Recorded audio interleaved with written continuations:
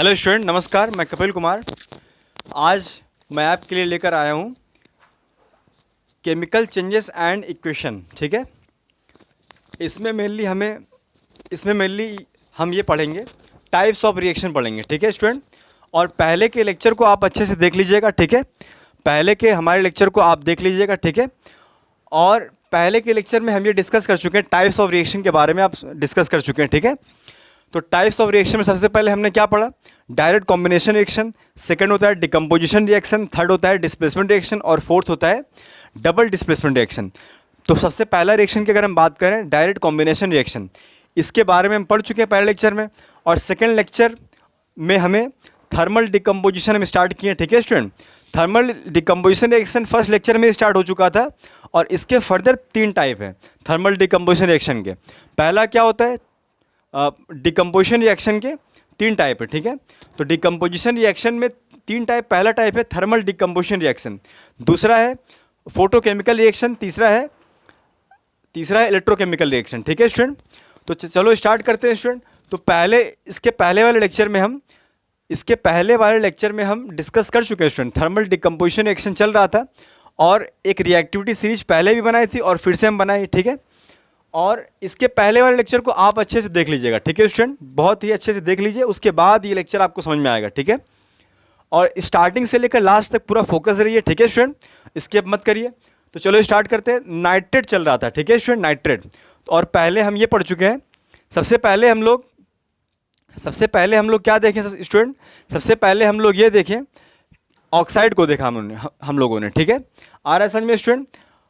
तो यहाँ पर सबसे पहले हम ये देखेंगे, नाइट्रेट को देखेंगे। ठीक है, नाइट्रेट में सबसे पहले पोटेशियम और सोडियम का अगर नाइट्रेट होता है तो पोटेशियम या सोडियम के नाइट्राइट में कन्वर्ट होता है और ऑक्सीजन इवॉल्व होता है। ठीक है स्टूडेंट, ये पहले के लेक्चर में हम पढ़ चुके हैं। इसके बाद अगर हम बात करें कैल्शियम से कॉपर की, हम बात करें कैल्शियम से लेकर के कॉपर तक। ठीक है, कैल्शियम टू कॉपर तक अगर हम बात करें, ठीक है, कैल्शियम से कॉपर तक, तो कैल्शियम से कॉपर तक अगर नाइट्रेट, अगर कोई भी नाइट्रेट उनके अंदर, ठीक है, चाहे वो खुद ही क्यों ना हो, तो अगर उनको हीट किया जाए तो वो किस में कन्वर्ट होंगे स्टूडेंट? मेटल ऑक्साइड में, नाइट्रोजन डाइऑक्साइड में और ऑक्सीजन में कन्वर्ट होंगे वो। ठीक है, अभी फोकस आपको यहाँ पर करना है। ठीक है, पूरे में फोकस नहीं करना है आपको, यहाँ देखना है सिर्फ। समझ में आ रहा है स्टूडेंट? जहाँ पर पढ़ाया जाता है वहीं फोकस करना है। ठीक है, कन्फ्यूज मत हो। अब यहाँ ध्यान से देखो स्टूडेंट, कैल्शियम नाइट्रेट को लिया गया। ठीक है, और कैल्शियम नाइट्रेट को जब हीट किया गया तो क्या फॉर्म हुआ स्टूडेंट? कैल्शियम ऑक्साइड फॉर्म हुआ, नाइट्रोजन डाइऑक्साइड फॉर्म हुआ और ऑक्सीजन फॉर्म हुआ। ठीक है स्टूडेंट, अकॉर्डिंग टू फॉर्मूला, ये मैथ में से फॉर्मूला होता है, वैसे यहाँ पर भी क्या होता है? फॉर्मूला होता है। ठीक है, इसके बाद अगर हम बात करें लेड नाइट्रेट को हीट किया गया, क्योंकि कैल्शियम और कॉपर रिएक्टिविटी सीरीज में स्टूडेंट, कैल्शियम और कॉपर के बीच में क्या होता है? लेड होता है। तो ये भी जो है ये रूल को फॉलो करेगा।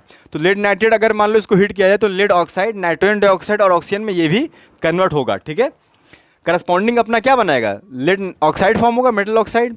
ठीक है, सिल्वर हो या मर्क्यूरी हो, ठीक है, इनका अगर नाइट्रेट हो तो ये क्या फॉर्म करेंगे? Metal, nitrogen dioxide and oxygen form करेंगे। यहाँ पर एग्जांपल लिया गया स्टूडेंट, मर्क्यूरी नाइट्रेट को अगर हीट किया जाए तो क्या फॉर्म हो रहा है? Mercury plus nitrogen dioxide and oxygen form हो रहा है। ठीक है, तो डिफरेंस थोड़ा, पहले क्या फॉर्म हो रहा था? मेटल ऑक्साइड, अब क्या फॉर्म हो रहा है? Metal, only metal.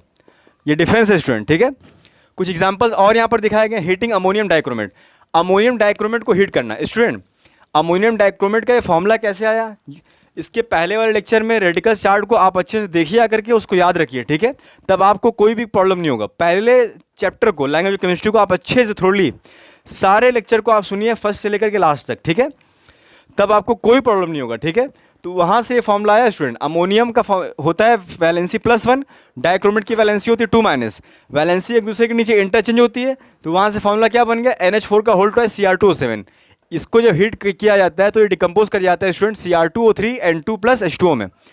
Ammonium dichromate orange colour का होता है स्टूडेंट। ठीक है, ये कलर पूछा भी आता है स्टूडेंट, ये सब रिएक्शन विथ कलर पूछा जाता है एग्जाम में। ठीक है, इसको बहुत वेरी इंपॉर्टेंट रिएक्शन है, वेरी वेरी इंपॉर्टेंट, इसको आपको याद रखना है। तो डिकम्पोज करने के बाद क्रोमियम ऑक्साइड फॉर्म होता है, ये ग्रीन कलर का होता है स्टूडेंट। ठीक है, और N2 और H2O फॉर्म होता है। ठीक है, हीटिंग हाइड्रेट सब्सटेंस, अगर कोई हाइड्रेट सब्सटेंस अगर है, हाइड्रेट सब्सटेंस किसे कहते हैं स्टूडेंट?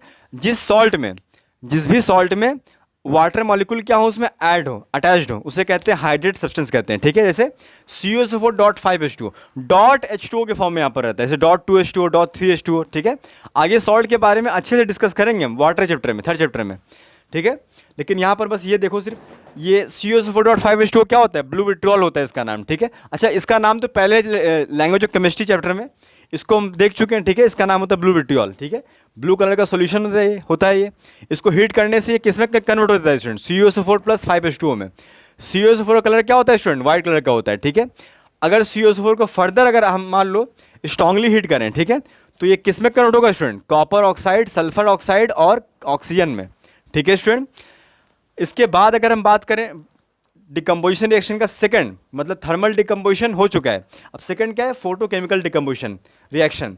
तो फोटोकेमिकल डिकम्पोजिशन रिएक्शन जो है नाम से समझ में आ रहा है स्टूडेंट, फोटोकेमिकल, यानी कि फोटो मतलब होता है स्टूडेंट सनलाइट, मतलब जो रिएक्शन सनलाइट के प्रेजेंस में हो, मतलब इसमें अगर किसी कंपाउंड को सनलाइट के प्रेजेंस में एक्सपोज कर दिया जाता है, रखा जाता है अगर ओपन करके सनलाइट के प्रेजेंस में, तो रिएक्शन क्या होता है, स्टार्ट हो जाता है, ठीक है।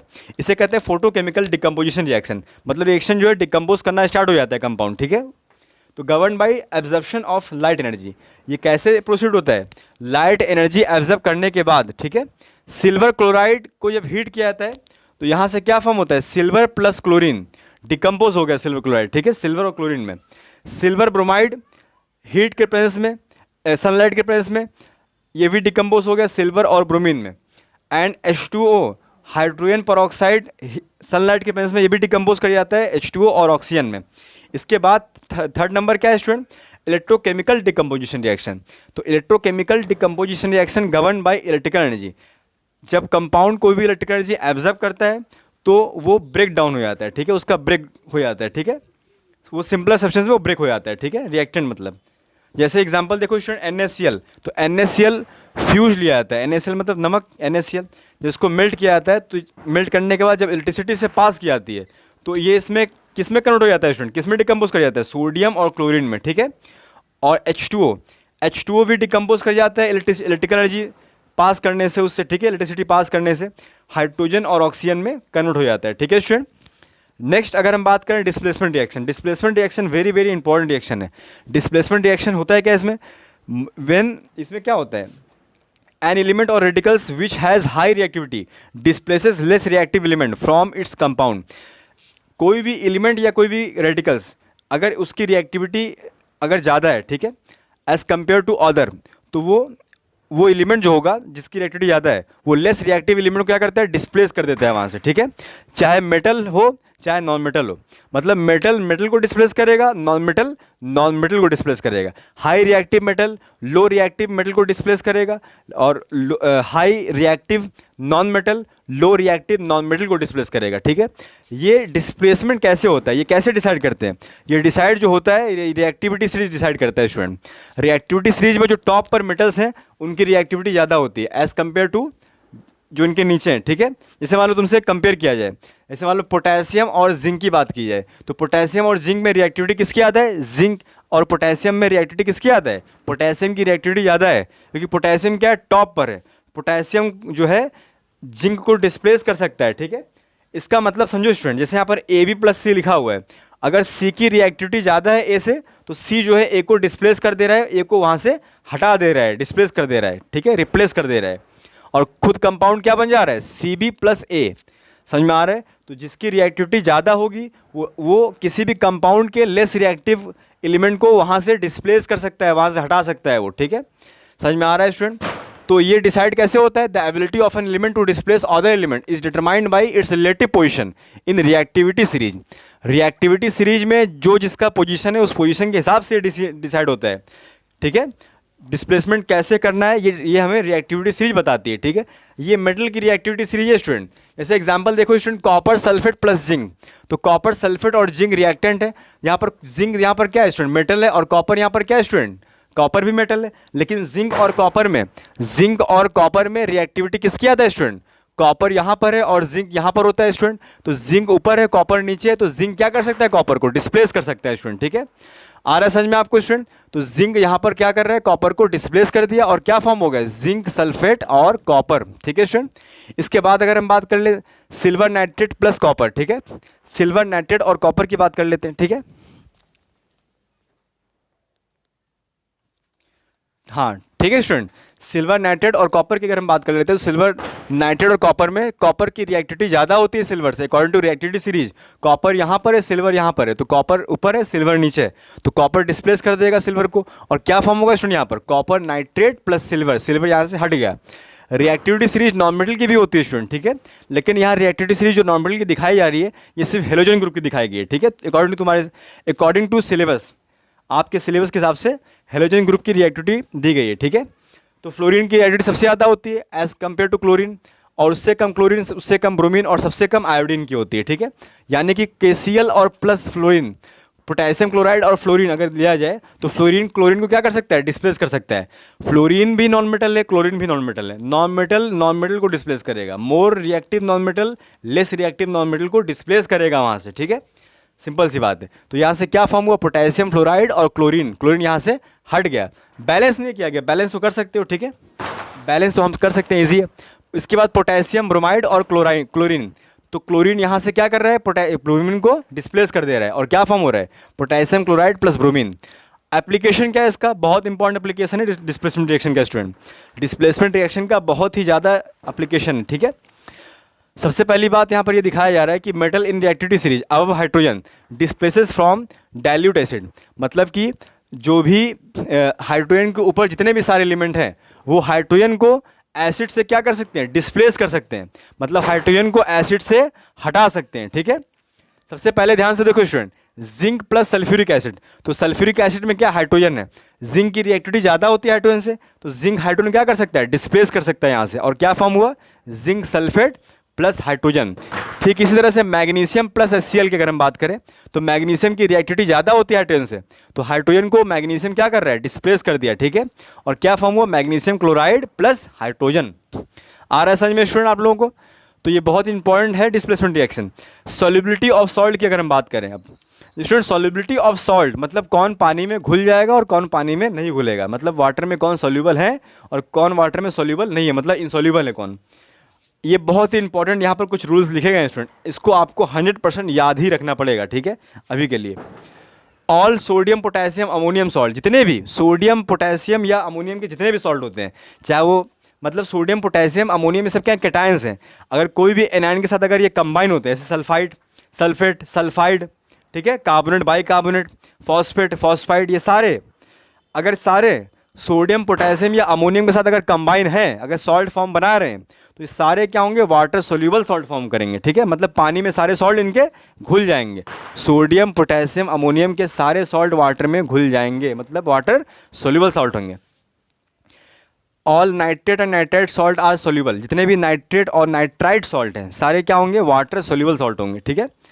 लेकिन याद रखो स्टूडेंट, नाइट्रेट और नाइट्रेट की फॉर्मूला तो तुमको कम से कम पता होना चाहिए, ठीक है, क्योंकि पहले लेक्चर में हम बता चुके हैं सर, फर्स्ट चैप्टर में, ठीक है। नाइट्रेट का फॉर्मूला होता है NO3 नाइट्राइट क्या होता है NO2 ठीक है। इसके बाद अगर हम बात करें बाइकार्बोनेट, सारे बाइकार्बोनेट सॉल्ट क्या होते हैं, वाटर सोल्यूबल होते हैं, लेकिन कुछ जैसे मान लो सोडियम बाइकार्बोनेट या पोटेशियम बाइकार्बोनेट, ये क्या होते हैं, स्पैरिंगली सोल्यूबल होते हैं, ठीक है, कोल्ड वाटर में। आ रहा है समझ में स्टूडेंट।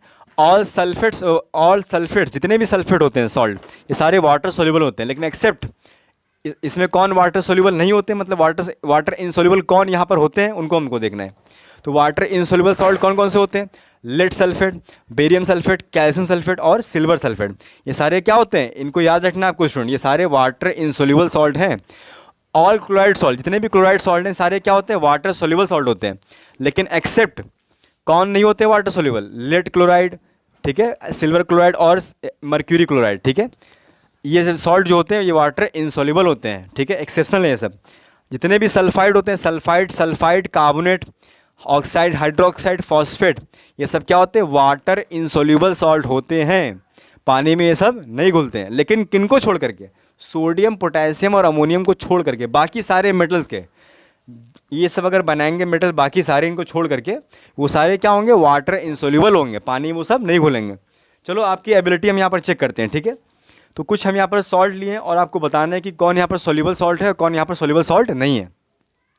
सबसे पहले यहाँ पर लिया जा रहा है NaNO3, sodium nitrate. Sodium nitrate क्या होता है स्टूडेंट, सोडियम यहाँ पर देख लो, सोडियम इस कैटेगरी में आ रहा है, सोडियम पोटेशियम अमोनियम, इनके सारे सॉल्ट क्या होंगे, वाटर सोल्यूबल होंगे, ठीक है, मतलब ये वाटर सोल्यूबल सॉल्ट है। सिल्वर कार्बोनेट, कार्बोनेट सारे क्या होते हैं, कार्बोनेट सारे क्या होते हैं, वाटर इंसोल्यूबल होते हैं, पानी में नहीं घुलते हैं। तो इसीलिए यहाँ पर एक प्रेसिपिटेट का यहाँ पर साइन हमने बनाया है, ठीक है, प्रेसिपिटेट का साइन बना दिया, मतलब ये वाटर इंसोल्यूबल है। PbSO4 ये भी क्या होता है, वाटर इंसोल्यूबल, यहाँ पर देखो आया था PbSO4, ठीक है। अमोनियम क्लोराइड, अमोनियम का सारा सॉल्ट क्या होता है, वाटर सोल्यूबल होता है, मतलब ये वाटर सोल्यूबल है। पोटेशियम का सारा सॉल्ट क्या होता है, वाटर सोल्यूबल होता है। मर्क्यूरी सल्फेट भी क्या है, वाटर सोल्यूबल होगा, क्योंकि मर्क्यूरी सल्फेट यहाँ पर तो नहीं है, यानी कि ये वाटर सोल्यूबल होगा। सल्फाइड क्या होता है, सारे सल्फाइड क्या होते हैं, एक्सेप्ट सोडियम पोटेशियम अमोनियम, सारे क्या होते हैं, वाटर इंसोल्यूबल होते हैं, इसलिए क्या डाउनवर्ड एरो, मतलब water insoluble. Magnesium phosphate student क्या होता है, मैग्नीशियम फॉस्फेट जो होता है ये वाटर इंसोल्यूबल होगा, क्योंकि फॉस्फेट यहाँ पर हमने यहाँ पर मेंशन किया है ना, लास्ट में मेंशन किया ना, ये फॉस्फेट सारे क्या है, वाटर इंसोल्यूबल होंगे, ठीक है। लेकिन सारे फॉस्फेट नहीं, अगर मान लो सोडियम फॉस्फेट अगर आ गया तो ये वाटर सोल्यूबल होगा, क्योंकि सोडियम है ना, ये सोडियम पोटेशियम अमोनियम, ये वाटर क्या होगा, सोल्यूबल होगा ये, ठीक है। RSN पोटेशियम फॉस्फेट ये भी क्या है, वाटर सोल्यूबल होगा, पोटेशियम यहाँ पर आ गया ना। Calcium sulphide student, calcium sulphide, sulphide देखो लास्ट कैटेगरी में, सारे सल्फाइड क्या होंगे, वाटर इंसोल्यूबल होंगे, except sodium potassium and ammonium, लेकिन ये कैल्शियम है इसलिए वाटर क्या है, इंसोल्यूबल है ये, ठीक है। इसके बाद क्या है, अमोनियम ये सोडियम हाइड्रोक्साइड, ये वाटर सोल्यूबल सॉल्ट है, मतलब बेस है ये, OH का मतलब बेस। पोटेशियम हाइड्रोक्साइड ये भी वाटर सोल्यूबल बेस है, अमोनियम हाइड्रोक्साइड ये भी वाटर सोल्यूबल बेस है। लेकिन इसके बाद अगर मान लो, अगर तुमसे हम कहें, जैसे मान लो यहाँ पर ये होता है, ठीक है, जैसे मान लो यहाँ पर हम कुछ एग्जांपल इनका देते हैं, मान लो, ठीक है, जैसे इनको हटा दिया जाए, ठीक है, कुछ और एग्जांपल हम देते हैं, ठीक है। जैसे मान लो यहाँ लिखा होता है स्टूडेंट FeOH का होल थ्राइस, तो बताओ ये वाटर सोल्यूबल सॉल्ट है या नहीं है, वाटर सोल्यूबल बेस है या नहीं है, सॉल्ट नहीं है एक्चुअली में, ये एक्चुअल में सॉल्ट नहीं है, क्या है, बेस है, मेटल हाइड्रोक्साइड मतलब बेस। तो आयरन फेरिक हाइड्रोक्साइड है ना, ये फेरिक हाइड्रोक्साइड, तो ध्यान से देखो स्टूडेंट, सारे हाइड्रोक्साइड क्या होंगे, वाटर इंसोल्यूबल होंगे, ठीक है, मतलब ये प्रेसिपिटेट बनाएगा, ठीक है। ठीक इसी तरह से फेरस हाइड्रोक्साइड ये भी क्या होगा, वाटर इंसोल्यूबल होगा, ठीक है। इसी तरह से कॉपर हाइड्रोक्साइड ये भी क्या होगा, बोलो, वाटर इंसोल्यूबल होगा, ठीक है। इसी तरह से ZnOH का होल ट्वाइस ये भी क्या होगा, वाटर इंसोल्यूबल बेस होगा, ठीक है। आ रहा है समझ में आप लोग स्टूडेंट, ठीक है, ये सारे क्या है, वाटर इंसोल्यूबल हैं, ठीक है। और भी जैसे एग्जांपल हम आपको दिखा सकते हैं, जैसे मान लो ये हो गया, बहुत सारे एग्जांपल हो सकते हैं, ठीक है। जैसे मान लो ये हो गया, हाँ, लेड PbOH का होल ट्वाइस, ठीक है, ये भी क्या होगा स्टूडेंट, वाटर इंसोल्यूबल सॉल्ट होगा, वाटर इंसोल्यूबल बेस होगा, ठीक है। आ रहा है समझ में आपको स्टूडेंट। अब इसके बाद अगर हम बात कर लें, डबल डिस्प्लेसमेंट रिएक्शन की बात कर लें।